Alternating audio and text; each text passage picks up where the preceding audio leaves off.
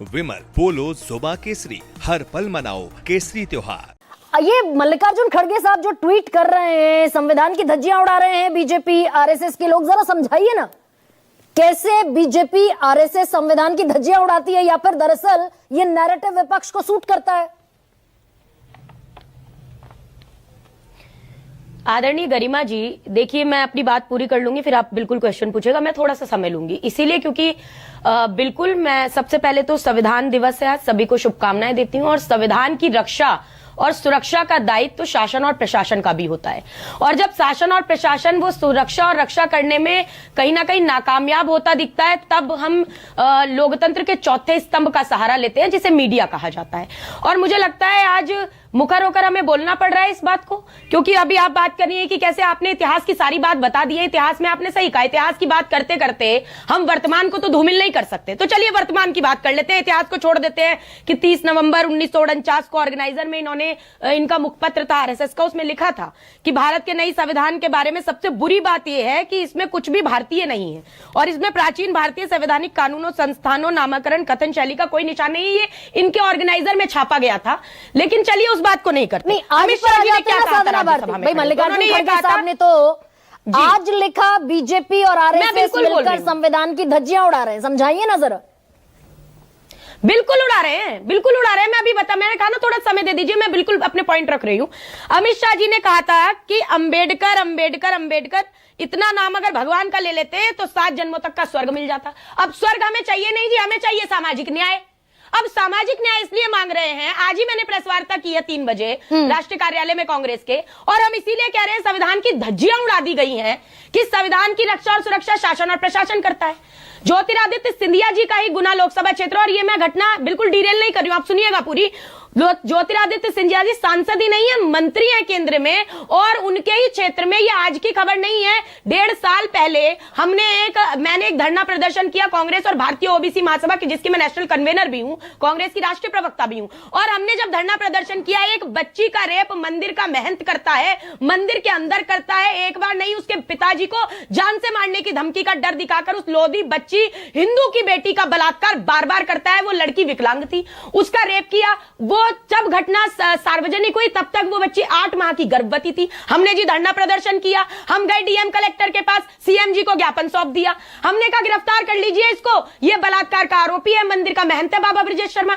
1.5 साल का आज बच्चा हो गया, उस बच्ची ने नवजात शिशु को जन्म दिया, बिन ब्याही मां बनाने वाला वो बलात्कारी बाबा ब्रजेश शर्मा आज तक गिरफ्तार नहीं हुआ। और वो कहते हैं जी, एसपी साहब कहते हैं शिवपुरी के मल्टीपल आईडीज है उनके पास। तो ये बताइए, अगर संविधान के रक्षक सही काम कर रहे होते तो ये बाबा ब्रजेश शर्मा बलात्कार का आरोपी आज तक पकड़ा नहीं गया। आप तो बिल्कुल अलग डिस्कोर्स पर लेकर चली गई साधना भारती। एक सेकेंड, राहुल गांधी और अखिलेश यादव ने, okay stay for a while. Sadhana Bharati, Rahul Gandhi पूरे लोकसभा चुनाव में लगातार संविधान की प्रति लेकर घूमते रहे। बीजेपी अगर सत्ता में आ गई तो आरक्षण खत्म हो जाएगा। भाई प्रचंड बहुमत की सरकार 2014 में बीजेपी ने चलाई, 2019 में चलाई, कौन सा आरक्षण खत्म हो गया? अगर यही मैं इसी पे आ रही हूं, मैं इन्होंने आदरणीय मल्लिकार्जुन खड़गे जी ने कहा मनुस्मृति हाथ में, और संविधान की बात मुंह से करते हैं लेकिन संविधान पर चलते नहीं। क्योंकि आप देख लीजिए, एक बलात्कारी गिरफ्तार नहीं हो पाता, ना उमा भारती जी कुछ बोलती है, ना सिंधिया जी कुछ बोलते, कोई कुछ नहीं करना चाहता। आप कह रहे हो साधना भारती, ऐसे तो बड़ा डेविएट हो जाएंगे। अरे मेरी क्या कहीं इस देश में आरक्षण खत्म होता दिखा क्या? अगर ये चाहते, बिल्कुल मैं आ रही हूं उसी पे, अगर ये चाहते तो 49.5% का जो कैप लगाए, हम चिल्लाते रहे, लड़ाई लड़ते रहे जमीनों पर कि आप इस कैप को हटाइए, आप प्रचंड बहुमत की सरकार है, मोदी जी के अपने आपको ओबीसी का बेटा नहीं बताते रहे, मना कर दीजिए, नहीं बताया तो उन्होंने। अगर आप ओबीसी के इतने सच्चे हितैषी हैं तो आपने 49.5% का कैप क्यों नहीं हटाया, जिसके कारण ना तो मध्य प्रदेश में 27% आरक्षण मिल पाता है, कई राज्यों में और परेशानियां आती हैं, और जो पूरा नहीं मिल पाता। अगर ये इतने हितैषी होते ओबीसी के, बनाते प्रचंड बहुमत। क्या आप कह रही हैं कैसे इन्होंने संविधान की धज्जियां नहीं उड़ाई? आप कह रहे कौन सी धारा बदल दी? अरे 2023 अनूप बरनवाल का जब जजमेंट आया जस्टिस जोसेफ का, उसमें आप पढ़िए धारा 16 में इन्होंने कह दिया है कि अब जी चुनाव आयुक्त के खिलाफ आप कोर्ट नहीं जा सकते। तो क्या ये संविधान की साधना भारती करने का प्रयास नहीं है? 49.5% रुकिए तो सही साधना भारती, रुकिए भैया। 49.5% का जो कैपिंग है तो सुप्रीम कोर्ट ने लगाया, इससे ज्यादा आरक्षण नहीं हो सकता, अनकॉन्स्टिट्यूशनल है वो। नहीं, जिन्होंने नहीं अनकॉन्स्टिट्यूशनल कैसे है भाई, कैसे अनकॉन्स्टिट्यूशनल है? मुझे आप ब्रीफ करके बताइए कैसे अनकॉन्स्टिट्यूशनल सुप्रीम है? अगर कोर्ट है ने- तो क्यों इनके मंत्री और नेता जा जाके ये कहते रहे? नहीं सुनिए, इनके मंत्री और नेताओं के बयान जा जाके कहते रहे, लोकसभा चुनाव से पूर्व कहते रहे कि हम जब आएंगे तो जातिगत जनगणना कराएंगे, सामाजिक न्याय दिलाने की बात करेंगे, और जैसे ही आए सत्ता में कोर्ट में आपने कितना सामाजिक न्याय दिया था इमरजेंसी में? आपने पूरे देश पर इमरजेंसी लाद दी। 1975 में कोई कैबिनेट की मीटिंग नहीं हुई, सुनिए, वो किसी मंत्री से सलाह मशवरा नहीं हुआ। उस वक्त संविधान की धज्जियां उड़ी कि नहीं उड़ी साधना भारती?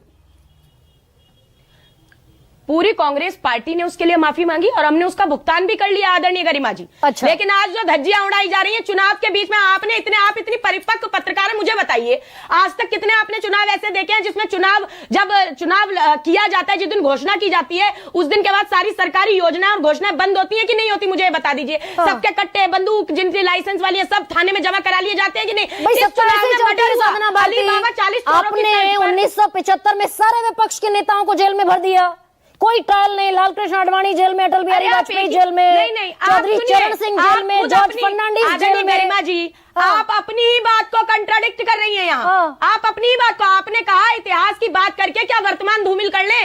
ये इतिहास के 1975 की छोड़िए, हमने तो कहा ना हमने भुगतान किया। आज ये सरकार जो कर रही है, जो चुनाव आयोग चुनाव आयोग बन गया है, जो गोदी चुनाव आयुक्त बन गया है, हम तो ताल ठोक कर कह रहे हैं ये बात। आपके वक्त आज पर सबसे भी बड़ा सवाल सीसी, आपका है, आपके संविधान का वक्त रक्षक पर कौन भी है? साधना भारती, रुकिए तो सही भाई जरा एक सेकेंड। भाई आपने जो कांग्रेस की सत्ता थी, सीसी ने बाकायदा सिफारिश की थी कि नवीन चावला को हटाया जाए, नहीं माना कांग्रेस ने, बने रहे चुनाव आयोग। ठीक है ना, लेकिन हमने आपके लेकिन वक्त हमने- पर- मैडम, आपके हमने वक्त कानून पर- में ये प्रक्रिया तो नहीं बदली थी ना चयन की? हाँ।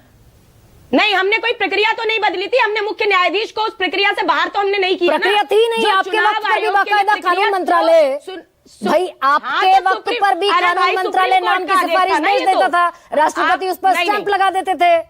ठीक है, तो सुन लीजिए ना, सुप्रीम कोर्ट का ये आदेश था 2023 में, ये तो मानेंगी आप। उन्होंने कहा कि मुख्य न्यायाधीश भी होने चाहिए, विपक्ष के नेता और प्रधानमंत्री जी तय जब करें तक कि कौन कानून होगा नहीं चुनाव बन आयोग। जाता, मैं लेकिन दरअसल- इन्होंने आनंद फानंद में 2024 के चुनाव से पहले इसको नहीं, मानना I'm a पड़ेगा। नहीं, journalist आप- of या अगर fact, संविधान साधना की बात भारती, करें, संविधान I'm a पर एक journalist मिनट of करिए। fact, और मैं नहीं, फैक्ट गरिमा जी, दरअसल ना एक डिस्टॉर्ट लाइन पूरी करती कर हूँ ना लीजिए। करने देती हूँ। सुप्रीम कोर्ट ने कहा until unless बिल्कुल- parliament will make a law for that, तब तक सीजीआई को रखिए। पार्लियामेंट ने लॉ बना दिया, कानून बना दिया, बात ठीक है, खत्म। ठीक है, तो ये नहीं, ठीक है, बिल्कुल बिल्कुल आप यहीं रुक जाइए। अब एक मिनट आप यहीं रुक जाइए, बिल्कुल सही लाइन आपने बोली, मैं भी फैक्ट नहीं तोड़ने का प्रयास कर रही। लेकिन इसके बाद जो हुआ, क्या ऐसा होना चाहिए था कि मुख्य न्यायाधीश को हटा दिया और आप बताइए, आप लोकतंत्र में मेजॉरिटी होती है ना, मेजॉरिटी से सरकार बन जाती है, तो आप मुझे बताइए कि मुख्य न्यायाधीश को आपने हटा दिया और आपने कहा आप प्रधानमंत्री जी की इच्छा से एक कैबिनेट मिनिस्टर आएंगे। हाँ। तो ये घोर अपारदर्शिता नहीं है क्या?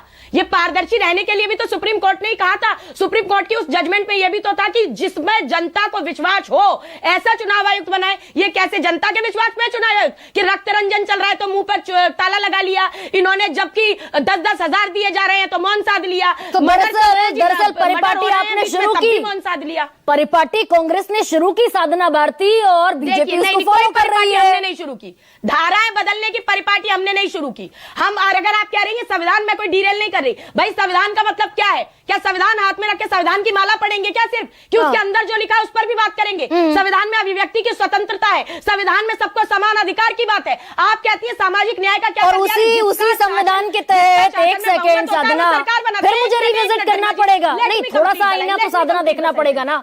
बड़ी प्यारी बहन है आप, थोड़ा सा आईना मैं देख देखिए। चुकी एक आईना। सेकंड साधना भाई, उसी संविधान के तहत आपने इमरजेंसी इंपोज की, जुडिशरी अपहोल्ड कर दिया आपने, high court supreme court uphold कर दिए।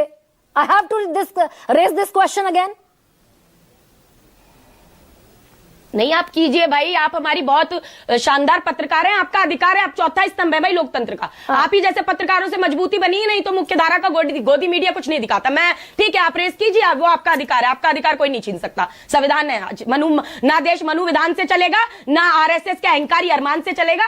देश अंबेडकरवादी संविधान से ही चला है और संविधान से ही चलेगा। सर्वधर्म का हमारा संविधान है। मैं ये बात कह रही हूं आपसे, आप इमरजेंसी की बात करें, हम तो मैं खुलकर ये कह रही हूं, हमारी गलती थी, उसका हमने भुगतान किया।